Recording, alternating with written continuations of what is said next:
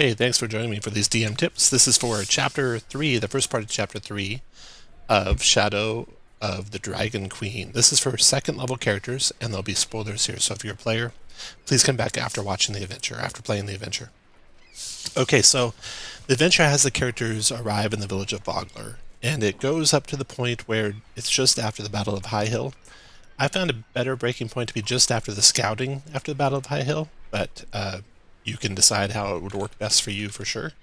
So here is overall view of the tabletop that I use. I put all the maps on one level, and of course I don't have it all revealed at the start.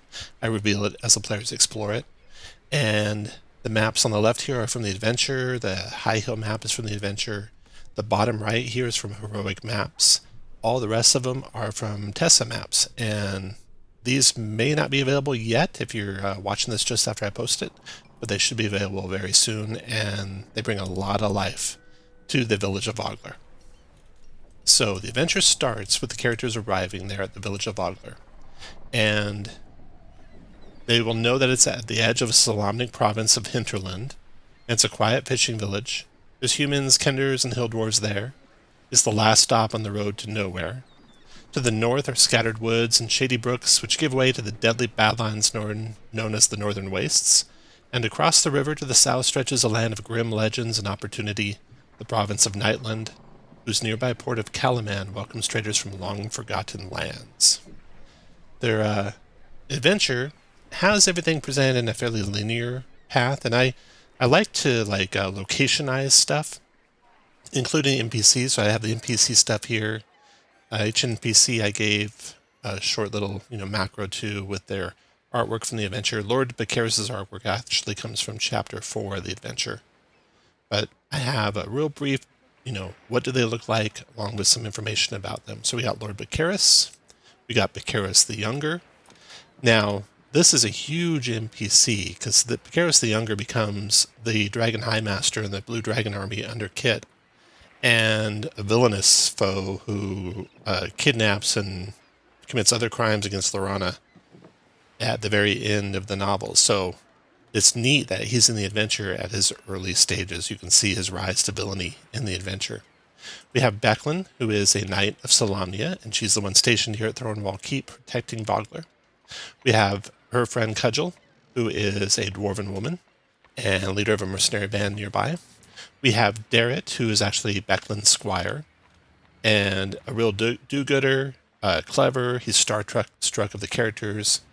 We have the mysterious Lidara, and here's another cool NPC. So this is one of the banshees that haunt Soth, and she's here to find ways to make trouble for Soth.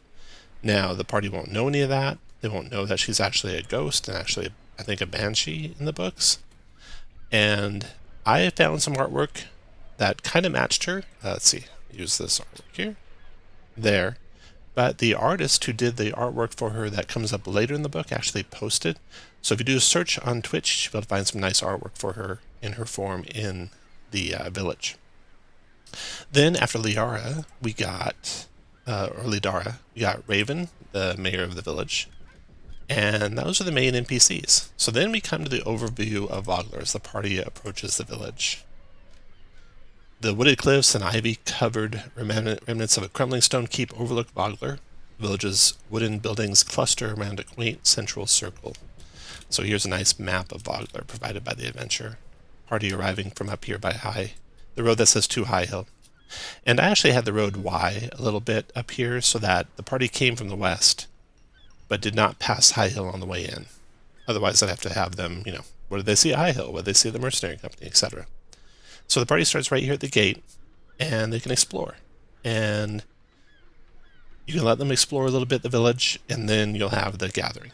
So, exploration of the village. The first thing they're going to see is, of course, the keep overlooking the village, Thornwall Keep. And it has this odd catapult on it. Rather than a sling for stones, it has a large paddle, and that's, of course, the gnome flinger. Then the next thing they'll see here is the gate, the river gate. And someone with a good perception, you can see how I do these whispered skill checks.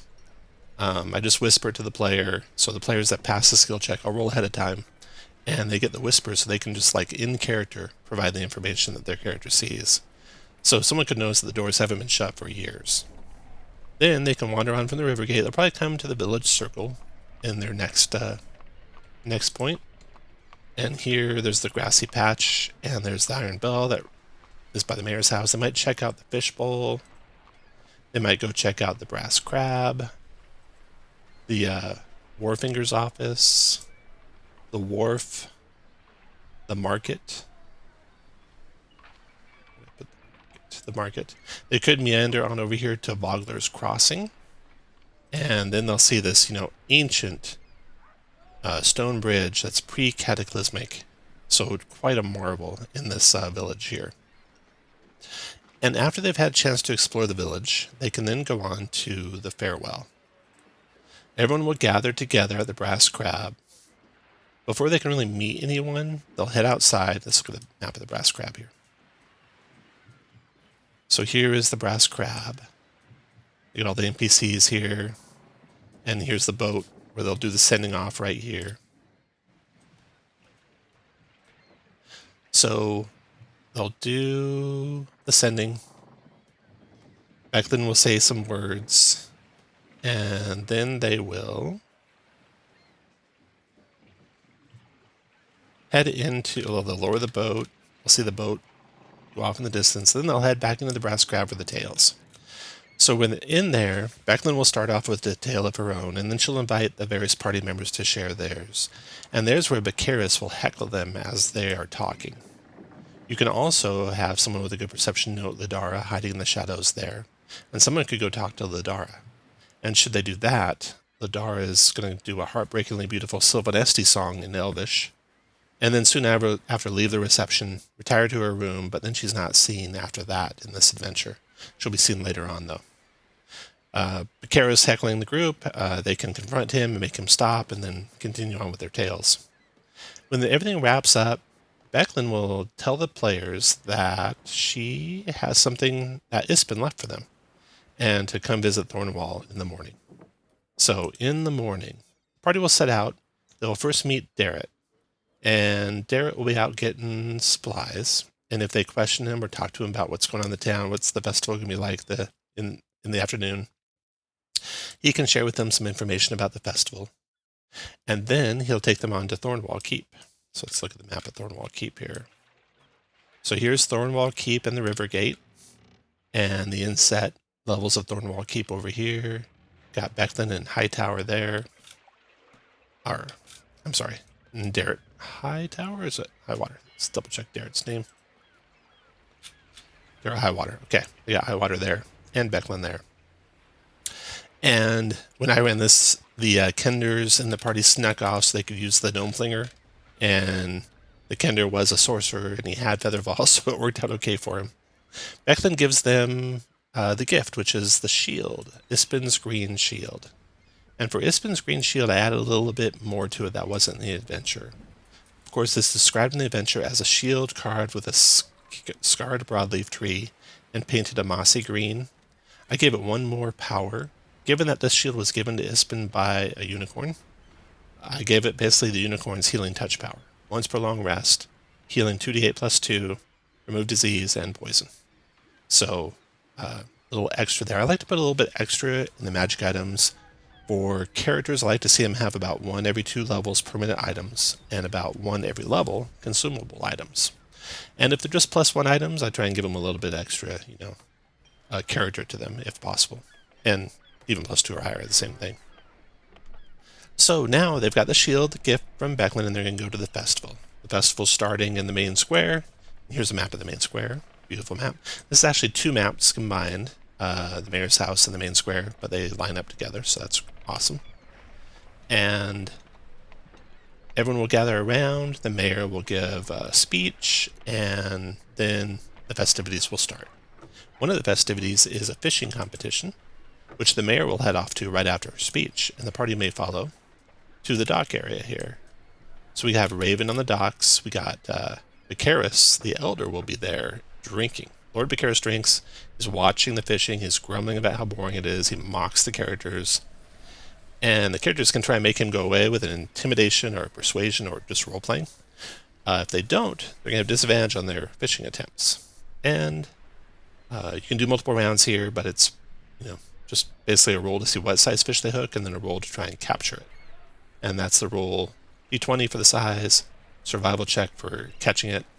And of course, they can catch Benabog, the line breaker, the biggest fish in Vogler legend, and then there'll be great heroes in the village. And I added, actually, that treasure's in the adventure. So that treasure's in the adventure if they actually do that. So then, after the festivities, it is the reenactment of the Battle at High Hill. Here's the map for the Battle of High Hill here. Everyone in the village will gather together, and they'll parade off toward High Hill. Here's where you can actually describe what High Hill looks like. It's a mile north of Vogler. And they can prepare for the battle. So the crowd gathers around, the mayor invites you to join the militia, and you face the mercenaries acting as the Istarian forces. But when the battle begins, the party might notice sun glinting off the mercenary spear tips. That'll be their first clue something's happening. And here you can see how I whispered that to a couple of the characters on the party. Saw that. And then the battle itself is joined. And it starts out with basically hostile guards on war horses. So I got war horses here. I put the hostile guards with this orange symbol for them. And they'll be coming from the east up onto the hill. I have the players set up on the hill first. And the battle has what is the fray. And that's this border around the edge of the map here. If anyone's entering the fray, it's 15 feet at the edge of the map. Difficult terrain. If you enter or start within it, you're going to take slashing damage. It's a 16 dex save to negate that. And there's dozens of clashing combatants. They also have events, and you can either roll randomly for them or just cycle through them if you want. So you got the volley of arrows, you got riderless war horses, injured Vogler militia, and mercenary guards. Then, as they're finishing off that group of enemies, they have the half-ogre lieutenant, who turncoat, come into the fray. And that's Dragonlance. A hulking figure. He arrives with a couple guards, or actually 4 guards. So 4 more guards join the fight. And the half-ogre, at only 30 hit points, going to go down pretty quick. I think I doubled his hit points. But he hits hard for second-level characters, so I don't think I have to have much attacks he had. But if you like, you can give him double the attacks. That's a good way to give something a little bit more combat prowess there. So the party will fight against him.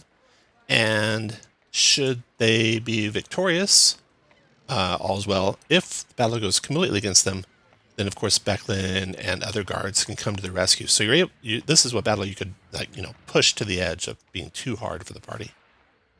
So when the battle is over, almost all of Vogler's militia is wiped out. You can heal one of them with the medicine check, and if you do, you'll get a charm. Cudgel's horrified. And her and Raven and Becklin and others have been wounded from having to fight the treacherous mercenaries. And finally, they try and take a prisoner back with them. So then the party returns, and that's like the end of the first part. But I continued it on a little bit more into the overnight scouting that happens. So I had the party return back to Vogler, had Mayor Raven lead the conversation, wanting to interrogate the soldier that the party brings back.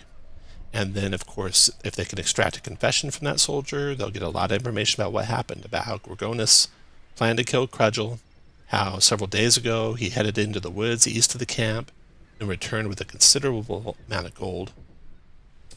And they don't know who gave it to him, but the party could go search that. So they're asked by the mayor to go scout that out. And so we have the scouting mission. Eventually, the party comes to find the enemy army, the Red Dragon Army.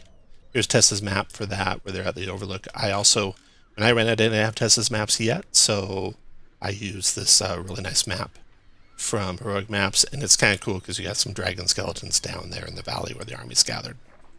This turned out to be maybe the hardest fight that they fought. There was 3 Draconians and 2 Dragon Army soldiers. Uncharacteristically, my players did not focus fire in this fight, and it almost bit them. So that's a tough fight there. Be careful, kind of gauge, the strength of your players. Of course, this should be for 3rd level characters, and I ran it for 2nd level characters. So right off the bat, I was a little bit strong when I started that fight.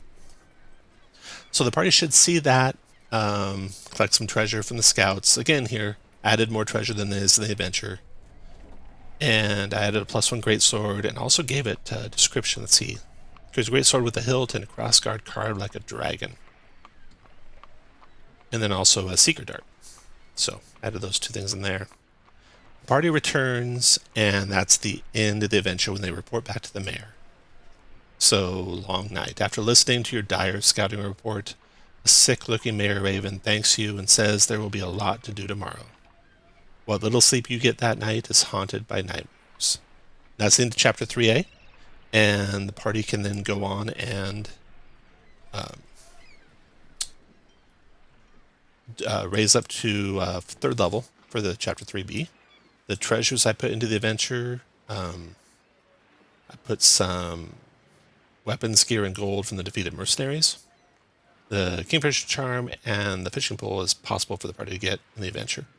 I put gold and silver and obsidian on the Dragon Army soldiers, +1 greatsword, potion of healing greater. These were both from Mayor Raven when they sent the party out. None of these in the adventure.